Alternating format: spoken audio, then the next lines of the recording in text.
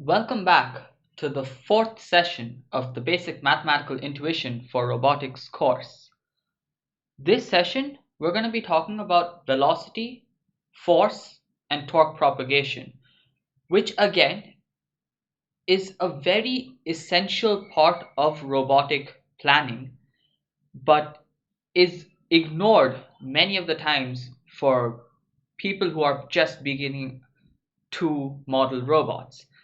Often people overlook this step, but it is very much required because a robot works with motors and other physical real life components which do have their maximum limits and they cannot have infinite different things.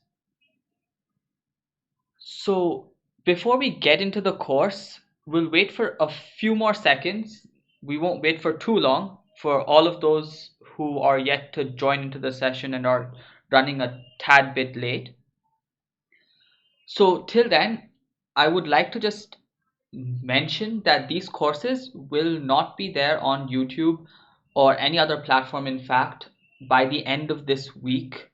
So by Sunday in the evening, all of these videos will not be available on YouTube anymore.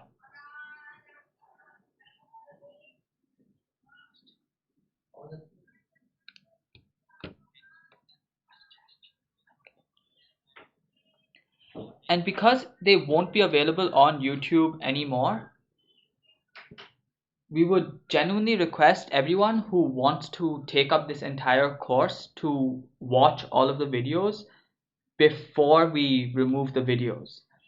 And these videos do make the basis strong for the next course, which is coming up from the following week, which is Practical Mathematics for Robotic Applications. There we will actually have more problems and more real life applications, and hopefully after that course, anyone who's attended both of these courses should be able to actually model an entire robot, and they would know all of the different requirements that go into actually modeling a robot. In the last session, there was a small section that was cut off due to an internet issue that wasn't brought to my notice.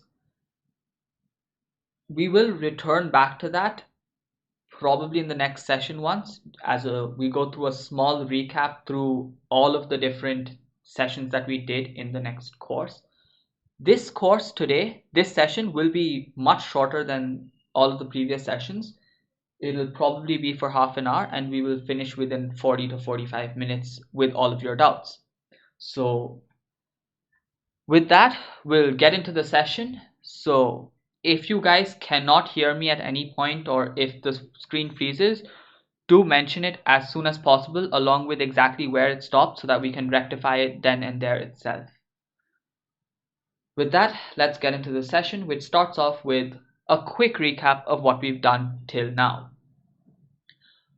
What we did in the previous session, the session before that, was we realized that we could use something called kinematics to get a relation between what's called the task space and the joint space. So with our joint variables, which would either be in the form of theta or L, which is the length of a prismatic joint or the angle of a revolute joint, we could figure out where the end effector is in our task space, which would be the x, y, z coordinates with reference to the base frame. And that is what the second point is. Right after that, we realized in the last session that with proper trajectory planning, we could control the position, speed, and acceleration of different joint variables. And of course, how we'd actually control it would be using control systems to make sure that we have the right angles and the right positions and the right speeds. But we could actually plan out what would these positions and speeds and all of that be in the form of either cubic equations or quintic equations, or we also did parabolic blends and other such mechanisms. But the real question is, how do we decide what the speeds of these joints should be? The real thing is that we now, from our trajectory planning, we have what the speeds of each of the, we know that we can control what the speed of each of the joints should be. But we still haven't had a relation between the speed of these joints and the actual speed of the end effector. If each of these joints move at a certain speed, the end effector would not reach that speed, and we need a proper speed for our end effector, because if we are doing different tasks like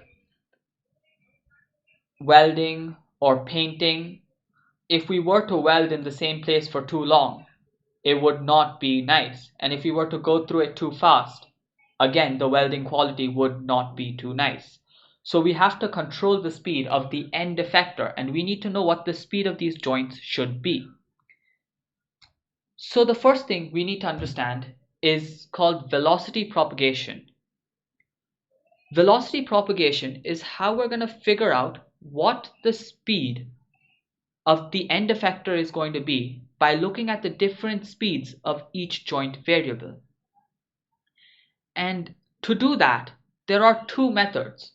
One is where you actually propagate from one joint, from one link to the next, which we'll show you very soon. And the other one is by using what's called the Jacobian matrix, which is a matrix that has a bunch of partial derivatives, and just by multiplying our joint variables, the joint variable speeds or velocities, we could get the velocities of the end effector.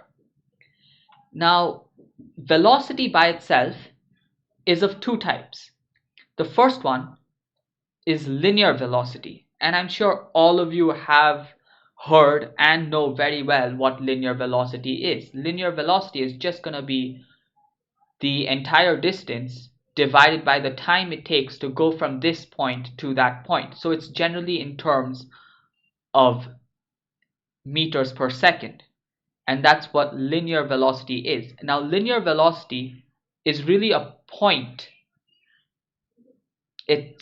You define the linear velocity for a point in an object, because the linear velocity can change from point to point depending on whether the body is moving straight or turning or curved, etc., etc. On the other hand, the other type of velocity is angular velocity. And angular velocity is an entire object phenomena. The entire object shows angular velocity, and that is the degrees covered in a unit time. So it actually is measured generally in radians per second, where radians is the unit of angle that I'm sure all of you know. Velocity is generally the derivative of joint variables. In fact, it's the time derivative of joint variables. So if you do keep changing, you have slight differential motions of these joint variables, whether it's a prismatic or a revolute joint, you would have, just by deriving it, you'd get the linear and angular velocities accordingly. Linear velocities would generally be measured for prismatic joints and angular velocities for revolute joints. But the entire point of having these two things is that the angular revolution would also affect the linear velocity a bit and things like that. We'll get into that pretty soon. So the way we want to represent these velocities is in terms of matrices, as we already said, because everything in robotics right now we're trying to form into matrices. So we're going to say that the velocity of the end effector in the x direction, in the y direction, and in the z direction, as well as the angular velocity about the x-axis, the y-axis, and the z-axis, is going to be related to the joint variables, the joint velocities. Each of these q1, q2, etc. to qn represent the different joints that we have, and the dot represents a time derivative. Even here, x dot represents the time derivative, y dot represents the time derivative, and so on and so forth. They should be related by a matrix that we call the Jacobian, which is the J matrix. So we're going to actually figure out this J matrix using an example, because I think that's the easiest way to go about understanding what this Jacobian is, rather than just explaining it with partial derivatives and things like that. So if we go into the quick example, we're going to take our trusty old cylindrical robot and figure out what the Jacobian is for this robot. And before we get into what Jacobian is, we're just trying to figure out what is the relation between these joint variables to the end effector velocity. And to look at that, the first thing we need to figure out is what are the x, y, and z positions. So let's look at this right here. This is our cylindrical robot. Now, what is its x position of the end effector? If we look at it from the top view and we rotate it about a bit, we can clearly see that if the x-axis is taken as the reference, the end effector is going to be having an x coordinate which is equal to this entire distance that we're going to call r. Remember that r by itself is a variable. This value could change because it's a prismatic joint. So because of this prismatic joint, we get one value of r, which is in fact equal to, which in fact makes the x value equal to r cos of theta, assuming that this is theta. Of course, we could call this angle anything, such as alpha or a, and for our derivation, we will call this angle as a for alpha. So r gives us the value of x as r cos alpha. And just like that, we know that the y coordinate is going to be the same r sine alpha. So we find out x is equal to r cos alpha, y is equal to r sine alpha. Alpha is being decided by this revolute joint. This can decrease r or increase r, and this axis over here can either increase r or decrease r. This joint, on the other hand, is the sole cause of the z value of our prismatic joint, and that z value we can easily say is just going to be equal to whatever the value of this link is. So we're going to call this height as L. So with that, we know that x is equal to r cos alpha, y is equal to r sine alpha, and z is equal to L. And we've seen why that's so. The next step is, as we said, velocities are going to be the derivatives. So we're going to differentiate both the sides. So for the first equation that we have over here, x is equal to r cos alpha, we get dx is equal to, using the chain rule, remember that both r and alpha were variables. We could get r by changing this, so r is a variable, and alpha was by turning this revolute joint. So alpha is also a variable. So because there are two variables, we have to use the chain rule, which is going to go constant, the first function, u, into the derivative of v, which derivative of course is minus sine alpha, and then again dA, because we differentiated with respect we differentiated a, so we have to differentiate a as well, plus the derivative of r into cos alpha,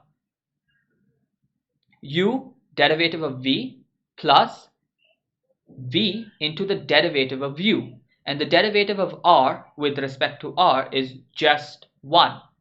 So that's why we get cos alpha into 1 into dr, which is again the chain rule itself, why we have this dA and dr. So similarly, when we get dy, it would be the same thing using chain rule, r into derivative of sine alpha, which is cos alpha, d alpha, because we differentiated with respect to alpha, and then sine alpha into the derivative of r, which is just 1, and dr, because we differentiated with respect to r.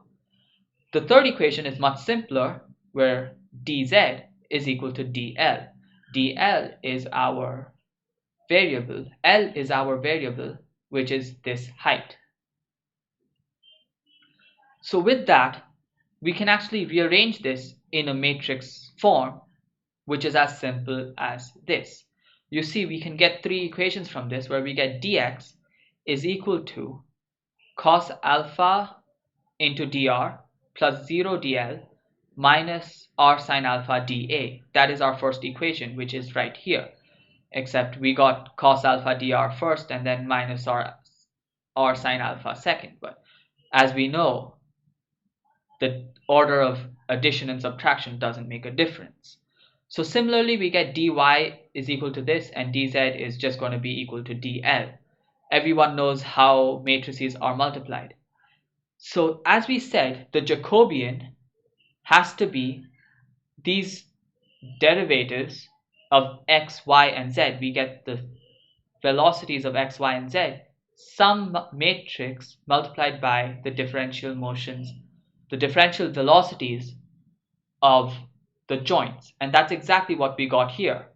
We got our joint variables here, which was r, l, and alpha, and we had our task space variables, which is x, y, and z right here.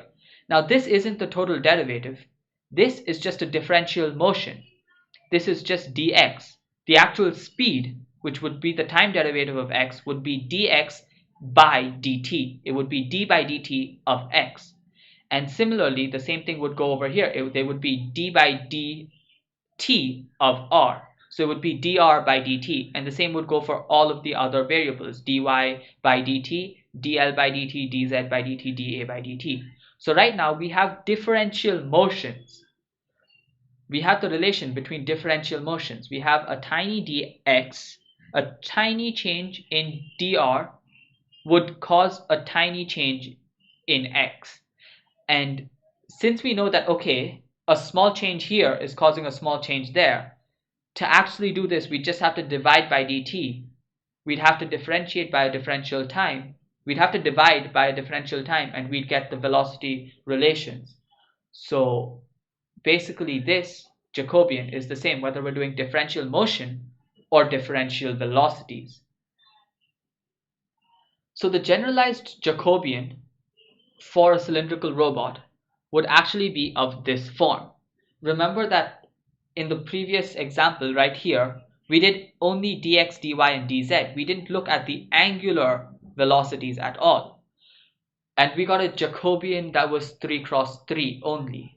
But actually, to get a value for x, y, and z, for omega x, omega y, and omega z, which is the angular velocities, we'd actually have to have 3 more rows. And from this itself, you can actually imagine that the number of rows should be equal to the number of task space unknowns. So we have to have a Jacobian which is going to have the number of rows, which in this case is 6, equal to the number of unknowns in the task space, which is the velocity in the x direction, velocity in the y direction, velocity in the z direction, and similarly angular velocity about x, about y, and about z. Now, it's not necessary that we'd have to have all these 6, as we just showed in the previous example. We just did it for 3. We could also have even lesser. For example, a planar robot would have no value of z over here at all, so that would automatically be removed. But we still would have an angular velocity about the z-axis. So things like that, we could remove different rows from this left-hand side, and our Jacobian would have the same number of rows. On the other hand, the number of columns is equal to the number of joint variables. So in this case, we had 3 variables, theta1, d1, theta1, d2, and d3, which was the 2 prismatic joints and the 1 revolute joint and the velocities of each of them. But as we said previously, we could have a 3R 5P robot, so we'd have many more different joints, and each of that would just contribute to 1 more column. Now we just saw that finding out the Jacobian using this method is simple for simple robots like this cylindrical robot. But if we were to go to a much larger robot with many more revolute joints and prismatic joints, geometrically figuring out these equations would be much harder. And anyway, to find the DH parameters, we do assign these frames. So using that, once we know the transformation matrix from the base frame to the end effector, we could actually find the Jacobian using a totally different method, where we would fill up these different unknowns using this table. Now this table is pretty much self-explanatory. If you had a prismatic joint and you wanted to find out the linear velocity of that prismatic joint, we would simply replace it with the rotational matrix of 0 to I minus 1. This is basically from our previous slide. In fact, I guess I should just show it to you. Over here, we got a transformation matrix which would be of this form. This transformation matrix actually has all of the rotational matrix. And this rotational matrix, this 3 cross 3 matrix, is what we're talking about when we say R. And when we say from I minus 1 to I, we're actually talking about using the DH parameters, for each of the different 0 to 1, which is I minus 1 to I, we could find one transformation matrix of this form, which would be Ti to I minus 1. And that Ti I minus 1 would contain a rotational matrix of R I minus 1 to I. And that is what we're talking about in this specific area right here. So that is what this I minus 1 to 0 is. So it's always I minus 1 to the base frame 0. And this 0, 0, 1 is actually taking the Z component, only the third column of that rotational matrix. Whereas if it's a revolute joint, we would have this particular term as the cross product. Remember that this is actually a cross product. It's not just a normal multiplication, it's the cross product with the distance between the two axes. So that D is actually these distances, which we would get while having the DH parameters. We had the values of D given in that table for the DH parameters. Again, just to show you this value of D, translation along X. So that is one method of finding the Jacobians. But sometimes it is really hard to find the Jacobian. And because of that, there's another method of finding the velocity, which is called propagation of velocity. And this is what generally is done in case we do not know the Jacobian. In that case, we have to go from one joint to the other. We start at the absolute base joint, which is joint number 0, and we find out what the next joint is. The next joint could be rotational or it could be prismatic. So now if the next joint is rotational, we'd simply plug in values to this to find the angular velocity and the linear velocity. So this would give us the linear velocity of the next joint, and this would give us the angular velocity of the next joint. The terms here again are pretty self-explanatory. We have the rotational matrix from I to I plus 1, which we have from the transformation matrix. We have the angular velocity of the current joint, which generally starts off with the base frame, which is not too hard to calculate manually. Then we have the angular velocity. We have the derivative of the position, the time derivative of the position of that next joint, and we have to consider that only in the z direction. This particular thing is actually because we want to go in the z direction only, because that's the direction it aligns with. The same thing happens for linear velocity. While calculating linear velocity, we have the rotational matrix into the velocity of the previous joint, or actually, in fact, this would be called the current joint and this would be the next joint. So the velocity of the next joint would be the rotational matrix from the transformation matrix into the velocity of the current joint plus the cross product. Remember that this is a cross product between the angular velocity of the current joint and the distance between the two links. So this is actually the distance between the two links in that specific direction, in actually the z direction itself. Because it's a cross product, this distance has to be a vector in terms of x, y, z.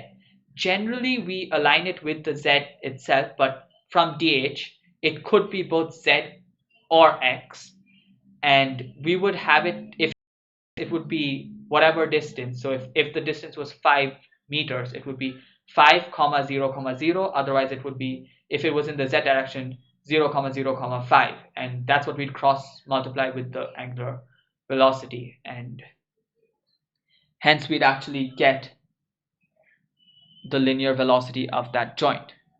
In case the joint is prismatic, we actually don't have this theta term, for obvious reasons, because prismatic is not rotational, and we'd end up with these specific terms, these specific equations, again self-explanatory. This d dot is the velocity of that prismatic joint, the velocity of the prismatic joint, which is the time derivative of the position. And just in case you guys are wondering how we find out the speed of these motors, this theta dot, it would be the angular velocity of that joint. This d would be the linear velocity of that prismatic joint. This is for a revolute joint. So the way this would be done in a practical way, in a practical circuit, is using something called encoders. So how encoders actually work is that they have a sensor, generally a light dependent sensor, and they have a laser, and there are serrated discs or holes in a disc, so that when it rotates, the sensor gets that data and actually calculates how fast the joint is moving. And you get angular encoders, you get linear encoders and stuff like that, which actually tells us all of these values. So we'd actually get these values using a microcontroller and those encoders. In fact, the next session will touch upon these topics as well in very, very brief. So apart from propagation of velocity, now we know how to find out velocity from one joint to the next till we finally reach the end effector, and we would actually have to go in the exact reverse order to find out what the speed of these joints should be to find out how to get the end effector moving exactly how we want it to move.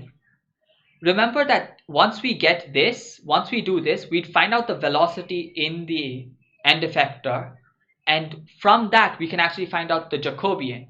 And once we know the Jacobian, to find out what the angular velocities should be, it would just be Jacobian inverse on this side. We'd have to multiply the Jacobian inverse into what we want the angular velocities and linear velocities to be. And that's how we'd find out what the velocities of the joints should be. So we take the Jacobian inverse, multiply it over here on the left hand side, and we'd figure out what each of these values should be, and that's what we'd put into what we studied in the previous class, in the previous session, and we'd find out how it works. But velocity is not the only thing that we have. Another main issue we have is force and torque. Remember that all of our machines are working with motors. Whether it is a prismatic joint or a revolute joint, remember that we are using motors. Prismatic joints actually use motors with some type of gears, which could be rack and pinion or worm wheel and things like that, to convert that rotational motion of the motor into a linear motion. And that would automatically convert the torque output of the motor into a force, a linear force. But there's always a maximum limit that your motor can actually output. And I'm sure all of you have tried this out with small DC motors while playing, that you could just stop it with your bare hands. In fact, even if you do take a fan and you switch it on while you're holding it, it won't even start. So prismatic joints generally have a maximum force that they can output, whereas revolute joints obviously have a maximum torque that they can output. If you provide a counter torque greater than the maximum torque that these revolute joints can provide, that's it. You're not going to be able to get the object to move. So we're going to have to find out what the force of each of these joints are. And this is going to happen in the exact reverse fashion of how we had the joint velocities. So if we were to actually look at this, imagine we had this manipulator, this robotic arm, with some form of load. So imagine we just had some load attached to this arm right there. Now this particular load would obviously have some weight in the downward direction. Now this weight is a force, and there is a perpendicular distance, that's r, separating out this joint to this weight. So there's going to be some amount of torque produced on this particular joint, and this weight, if not counterbalanced by this joint, would have to be counterbalanced by this joint to prevent this from toppling over. Otherwise our robot would just fall, and even if it doesn't fall, it wouldn't be able to provide a counter torque to lift it up. So our question is to find out what is the force required for each of these, what is the torque required for each of these joints to actually cause this from preventing the fall. And also note that this could in fact be a prismatic joint as well, and if it was a prismatic joint, it could not be providing any torque. But if we had a joint like right down here, right here, in that case, it would have to provide a torque. That would in fact be our cylindrical robot over here. If our cylindrical robot had some weight here, it could only provide a force in the upward direction and not a torque. Our torque would be provided by this particular link over here, although the torque provided here, as you know, torque is perpendicular to the direction of rotation, so the plane of rotation, so the torque would be in the z direction, whereas this torque, if we did apply one over here, would be in the y direction, or the negative y direction, according to how the torque is placed. So we'd have to make sure that the robot is clamped down in such a way that the normal reaction torque itself pulls out, counterbalances that torque. So we have to find out what is the torque acting upon this particular joint. So obviously from here we can see that this torque is, we can find out what the torque is acting only upon the final frame. So we can actually find it out on the final frame, and from the final frame we have to find out what it is on the previous frame. What is the torque acting on the previous frame? And from this frame we can find out what it is acting on the original frame. And that's why this is going to be called backward propagation of force and torque. We had propagation of velocity was forward. We found the next velocity for the next link, I plus 1, using the velocity of the current link. Using velocity of the current link, we found the velocity of the next link. In case of force and torque, using the force of the next link, we're going to find out the force on the current link. And we're going to keep going back till we get to the initial. And this again is going to be the exact same type of equations as we did for forward propagation. Rotational matrix from the transformation matrix, depending on which frame we're going to which frame, and the force of the next frame. What is the force acting on the next frame? Similarly, this n is the moment. We've all studied what moment is, which is a couple, and this moment is what n is. And we actually figure out what the moment of the final end effector frame is by assuming equilibrium condition, where we say the summation of all moments is 0 and the summation of all forces is 0. With that condition, we find out what the force is, we substitute them here, and we get out what the force for each of the joints are. So I remember in one of the PhysiFacts mini projects, there is one particular team that is working on a robot. So that robot has different arms which are going to continuously have to take in different punches. So there's a lot of links to these arms because the entire robot can keep turning in different ways. So the first step that they'd have to do is actually figure out what the length of that robotic arm is, and then from that length figure out what is the torque acting upon that arm, and from there back calculate what is the torque acting on each of the motors till we get to the first initial motor. And we would have to buy motors which can provide that specific torque, and if a motor cannot provide that torque, we'd have to change the gears on it so that we can give that output torque. The problem is, if we do have that output torque from the motor, by using gears we will have to compromise on the speed, and the maximum output speed that we can achieve from the motor reduces.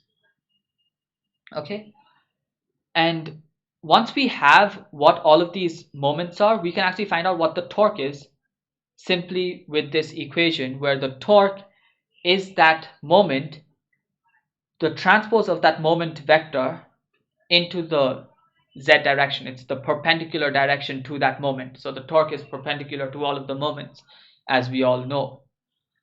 The last thing is, if we don't want to propagate and we already know the Jacobian, we could actually find out all of the variables, for example torque, forces, and all of that, as the Jacobian with respect to the base frame transposed. So it's the transpose of the Jacobian to the base frame into the force that is acting in each of the directions, x direction, y direction, and z direction of the end effector. So if we know the force acting in each of the directions of the end effector, and we know the Jacobian of the final frame with respect to the base frame, we can actually just do the transpose and multiply them. We'd find out what the torque, what the force for each of the joint variables are. I just have a dot dot dot because there could be T1, T2, T3, F1, F2, F3, etc. and so on, where F is the force and T is the torque.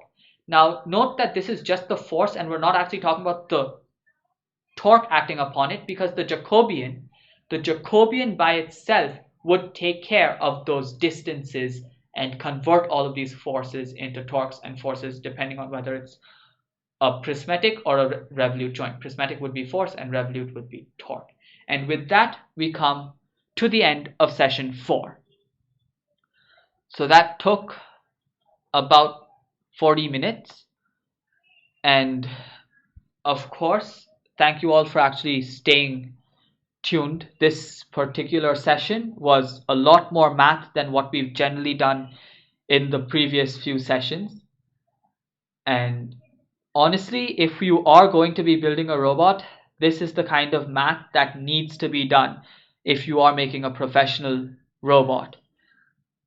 If you are making a small robot where you don't care about what the force is and whether it's going to work well enough for industry standards, it's all right not to go into this much of detail.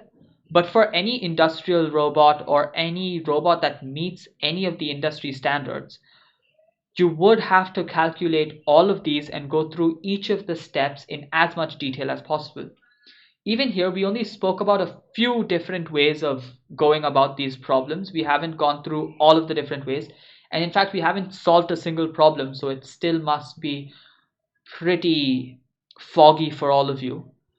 But we do have another course coming up, as I said, from Monday onwards.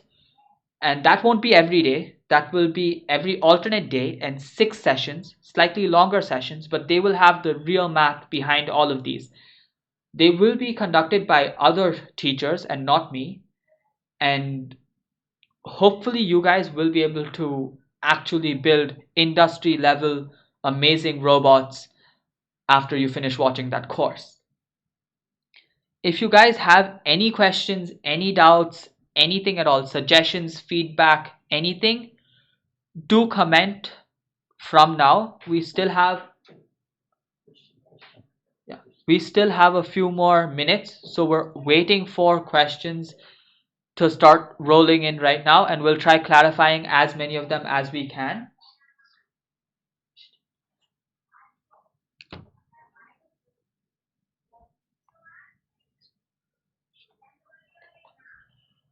So I'm having a slight delay with the questions coming in. I've been given news that people have asked questions, but I can't see them. I will try my best to look into it. Till then, remember that this course by itself will also not be available on YouTube after Sunday evening. So everyone who wants to watch this course, everyone who needs this course, please watch all of the videos before Sunday evening. Tell all of your friends and anyone you know to watch the course before we remove the course from YouTube. I'm still not able to see any of the questions. Okay, so from here I can see that Ashutosh has asked what kind of software can be used to make these computations. Yeah, there are lots of softwares that we do use to make these computations, but yeah, in general we don't really use software as such to do these computations. We code it in. So the different softwares that you have for coding, which is whether you're coding it into ROS or you're using Arduino or Python. So if you, depending on the microcontroller that you're using, it really does depend on the microcontroller that you're using. So if you're using an ARM, you'd use a different language. If you're using a Arduino, you'd use a different language. You'd use C. For Python, if you're using a Raspberry Pi, you'd use Python. And all of these computations are generally done using different libraries which are present in those uh, uh, coding languages. So you'd have a library meant for uh, calculating all of this once you give in the values of your DH parameters. So if you're using a Raspberry Pi, there is a library where you can give in the different values of your DH parameters, and it would automatically compute what the transformation matrix is, your Jacobians, and things like that. You just have to give in all of the different values. And that's what we generally use to make these computations. Shayak Bhadrare asked the same question. Are all calculations done manually every time? No, they're not done manually every time. Manually, the only thing that's actually done manually is the calculation of the DH parameters. That is the one thing which you have to do manually, but you have to do it only once. Once you've done the manual calculations for the DH parameters, you're all good to go, and you can just upload those in various inbuilt functions of the different languages and the different libraries that they have for robotics, and you can go ahead. For simulations, generally we use MATLAB.